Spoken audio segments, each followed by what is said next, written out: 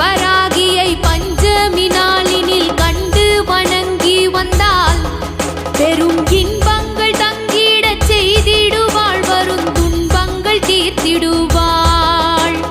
சிங்கத்தின் மீதினில் வந்தருள் செய்திடும் சிந்துர வண்ணத்தினாள், அன்னை செங்கையில் சங்குடன் சக்கரம் கொண்டவள் விஷ்ணுவின் அம்சத்தினாள். பச்சை நிறத்தவள் இச்சை